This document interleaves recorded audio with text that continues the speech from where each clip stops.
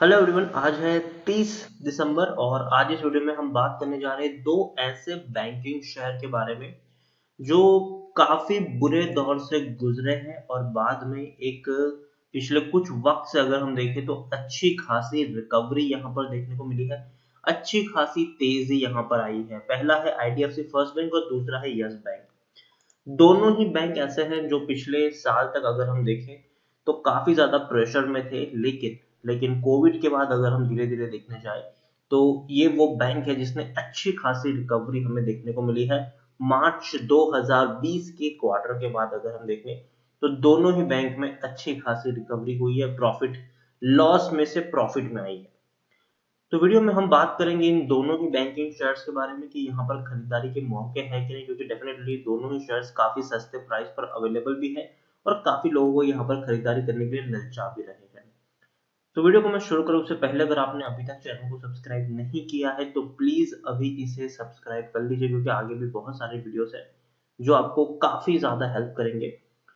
उसके साथ साथ अगर आपने अभी तक मेरे टेलीग्राम चैनल को सब्सक्राइब ना किया हो तो उसको भी सब्सक्राइब करना मत भूलिएगा। लिंक आपको डिस्क्रिप्शन में मिल जाएगा। तो बात करते हैं सबसे पहले आईडीएफसी फर्स्ट बैंक से। 36 रुपए का शेयर है। आज अगर हम देखें तो जहां खुला है वहीं पर क्लोज हुआ है। कोई बड़ी गिरावट और तेजी देखने को नहीं मिली है। पिछले एक महीने में देखें तो जहां था वहीं पर है ये शेयर, लेकिन इस बीच आप देखिए 30 रुपीज का हाई भी है और 34 रुपए का लो भी है। पिछले एक साल का जो ग्राफ है वो इंटरेस्टिंग है। 70% की अभी भी गिरावट है। प्री कोविड लेवल 46 रुपीज का था। कोरोना के चलते 18 रुपए तक शेयर टूट गया, लेकिन उसके बाद बढ़िया रिकवरी हुई है। क्योंकि अगर हम देखें तो मार्च 2020 के क्वार्टर से पहले अगर हम देखें तो ये वो शेयर था जो बड़े लॉसेस में था।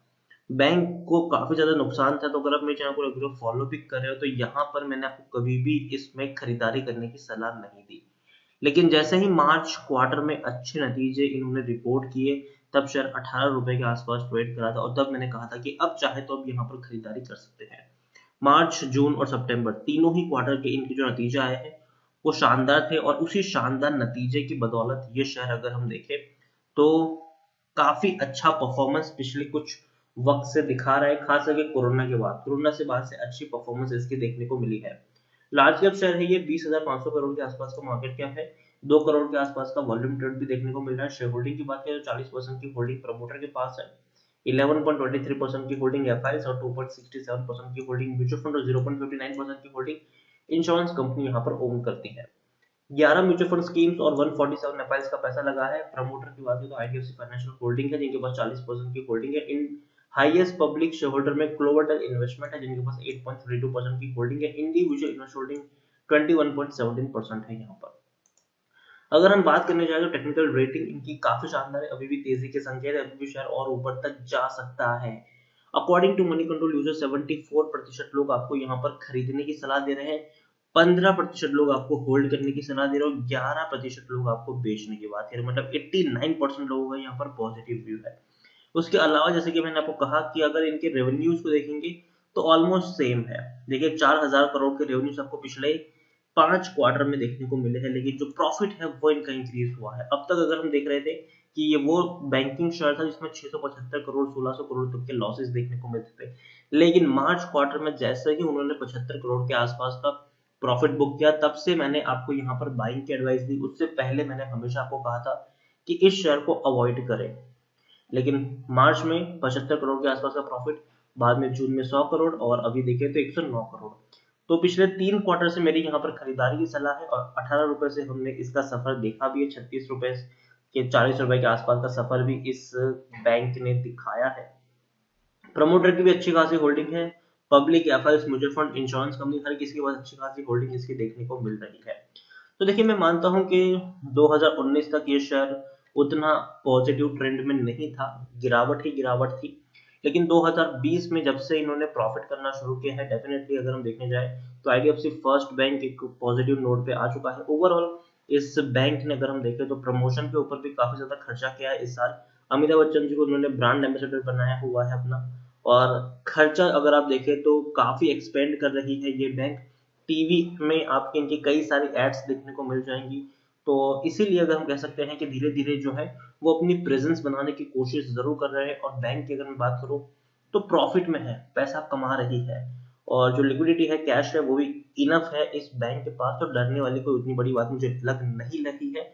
और डेफिनेटली आईडीएफसी फर्स्ट बैंक मुझे लगता है कि अगर आपका नजरिया आने वाले 2-3 साल तक के निवेश का हो तो एक अच्छा बैंकिंग शेयर साबित हो सकता है, क्योंकि काफी सस्ते प्राइस पर अवेलेबल है और अभी काफी बड़ा पोटेंशियल है इनमें कि ये और ऊपर तक जा सकता है। तो मेरी तरफ से आईडीएफसी फर्स्ट बैंक खरीदारी की है। बने रहो, फ्रेश बाइंग करना चाहो कर सकते हो, डरने वाली यहाँ पर कोई बात नहीं है।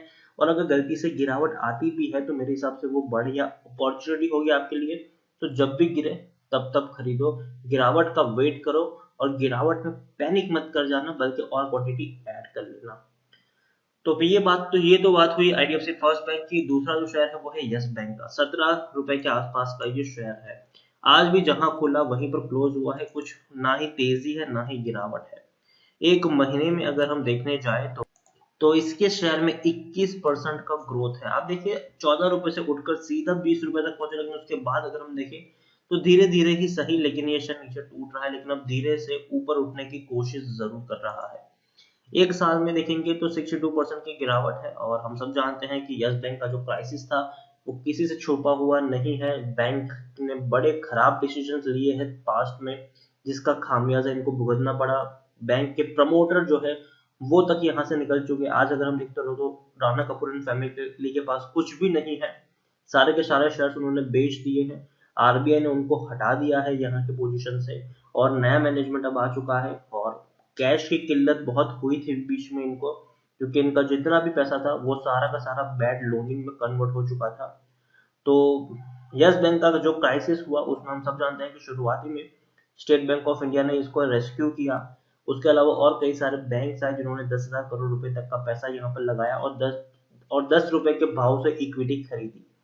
उसके बाद तेजी आई, लेकिन उस वक्त मैंने आपको कहा था कि अवॉइड करें, खरीदारी बिल्कुल भी मत करें। ये जो तेजी है ये एक छलावा है आपके लिए। यहाँ पर आपको सिर्फ और सिर्फ गिरावट मिलेगी, क्योंकि बाकी जो बैंकों ने पैसा लगाया है वो लोगों ने 10 रुपए के भाव पर खरीदे हैं और हमारे लिए वो 35-50 रुपए के शेयर थे उस वक्त।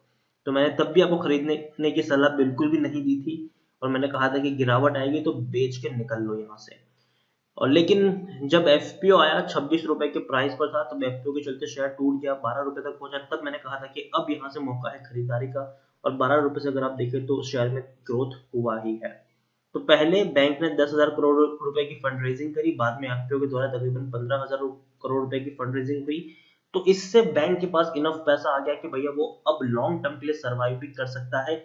और उसके बाद बैंक ने लोगों का जो भरोसा है वो बिल्ड करना शुरू किया। आज अगर हम देखें तो यस बैंक सेफ हो चुका है।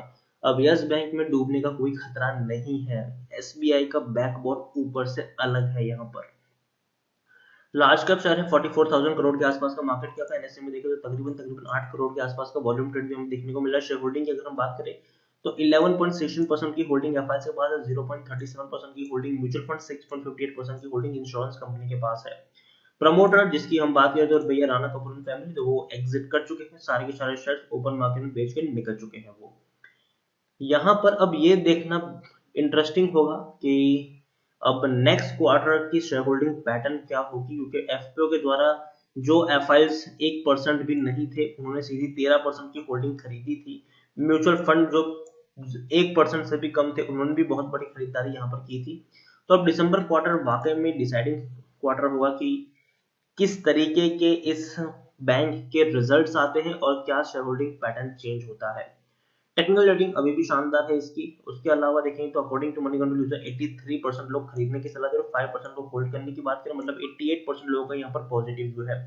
जबकि 12% लोग यहाँ पर आपको बेचने की सलाह भी दे रहे हैं और एग्जिट करने के लिए बोल रहे हैं।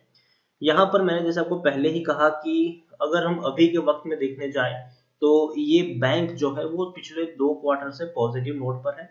सितंबर 2019 की बात करें, इवन मार्च 2020 की बात करें तो ये लॉस में था। 18,000 करोड़, 1500 करोड़, 600 करोड़ क्वार्टर में इनको लॉस था, लेकिन पिछले 2 क्वार्टर में इनको प्रॉफिट हुआ है। जून 2020 में 45 करोड़ और 130 करोड़ का प्रॉफिट सितंबर 2020 में। अब डिसाइडिंग क्वार्टर होगा इनके लिए दिसंबर 2020, क्योंकि डेफिनेटली जो नतीजे आएंगे उस पर सबकी नजर होगी और जो शेयर होल्डिंग पैटर्न होगा उस पर भी सबकी नजर होगी, किस तरीके से वो चेंज हो रहा है। क्योंकि अगर हम एक और चीज में आपको समझाने की कोशिश करूं तो बैंक ने ऑलरेडी इतना फंड रेज कर लिया है कि बैंक अब सेफ हो चुका है, इनफ पैसा है, और बैंक के जो नए मैनेजमेंट है उनके द्वारा जो काफी बेहतर डिसीजन लिए गए हैं वो भी इनको हेल्प करेंगे। क्योंकि अब तक क्या था कि यस बैंक जो था वो बड़े बड़े बिजनेस लोन बांटती थी। हम सब जानते हैं अनिल अंबानी ग्रुप की कंपनियों को पैसा बांटा गया था, इससे पहले एसएल ग्रुप को पैसा बांटा गया था, कॉक्स एंड किंग्स भैया, सारी की सारी इनकी जो करतूतें हैं वो आज हर कोई जानता है। लेकिन अब मैनेजमेंट चेंज हो चुका है। मैनेजमेंट ने सबसे पहले जो डिसीजन लिया है वो यही है कि वो बड़े बिजनेसमैनों को लोन नहीं देंगे, बल्कि छोटे एमएसएमई सेक्टर को वो लोग लोन देंगे, ताकि रिकवरी भी आसान रहे। और देखिए छोटे जो बिजनेसमैन होते हैं वो पैसा चुका देते हैं, बड़े बिजनेसमैन ही पैसा नहीं चुकाते जनरली, लेकिन छोटे बिजनेसमैन होते हैं वो जनरली पैसा चुका देते हैं। तो और उनका जो रिकवरी रेशियो होता है वो भी अच्छा रहता है। तो इसीलिए डेफिनेटली एक अच्छा मूव है। और दूसरी बात ये कि जो बैंक के सीईओ है उन्होंने खुद बताया था, यस बैंक के सीईओ, कि अब वो रिकवरी भी कर रहे हैं, काफी तेजी से रिकवरी कर रहे हैं। जो बैड लोन थे उनकी रिकवरी हो रही है, 40,000 करोड़ के बैड लोनिंग की रिकवरी कर रहे हैं। और उनको लगता है कि 50% का जो पैसा है वो रिकवर हो जाएगा, मतलब 20,000 करोड़ रुपए और रिकवर हो जाएंगे जिनसे ये लोग रिकवरी कर रहे हैं। हम सब जानते हैं कि पिछली बार इन्होंने अनिल अंबानी की ऑफिस को जब्त कर लिया था, तो कहीं ना कहीं काफी अग्रेसिवली बैंक जो है वो रिकवरी भी कर रही है। और तो और अपने जो पैसा है, जो नया फंड इन्होंने रेज किया है, उसको अच्छे से यूज कर भी रही है। तो डेफिनेटली यस बैंक का भी मुझे फ्यूचर अच्छा लग रहा है। 2 साल में ये वो शेयर होगा जो और बेहतर पैसा कमाने का दमखम रखता है, और आपका जो शेयर में अगर आप निवेश भी कर दे तो अच्छा खासा पैसा बन जाएगा। तो दोनों ही शेयर मुझे बेहतर लग रहे हैं, चाहे आईडीएफसी फर्स्ट बैंक हो या फिर चाहे यस बैंक हो। और दोनों ही शेयर्स को मैं शॉर्ट टर्म के लिए नहीं लेकिन लॉन्ग टर्म के लिए रिकमेंड करूंगा। शॉर्ट टर्म का नजरिया है तो अवॉइड करें, लेकिन लॉन्ग टर्म का नजरिया कम से कम यहाँ पर आपका 1.5-2 साल का नजरिया है तो बने रहिए इस शेयर में, पैनिक करने की जरूरत नहीं है। बढ़िया क्वालिटी का शेयर है, और दोनों ही कंपनियां जो दोनों ही बैंक जो है वो धीरे धीरे रिवाइव हो रहे हैं, और दोनों ही बैंक में आपको आने वाले दिनों में लॉन्ग टर्म में आपको तेजी बनती हुई देखने को मिल जाएगी। तो वीडियो को यहीं पे एंड करूंगा। पसंद आया हो तो प्लीज इसे लाइक करें, शेयर करें। चैनल को अगर आप पहली बार आए तो प्लीज सब्सक्राइब करें। और आईडीएफसी फर्स्ट बैंक और यस बैंक इन दोनों के बारे में आप क्या सोचते हैं वो भी आप मुझे कमेंट में लिखकर बता सकते हैं। Thank you.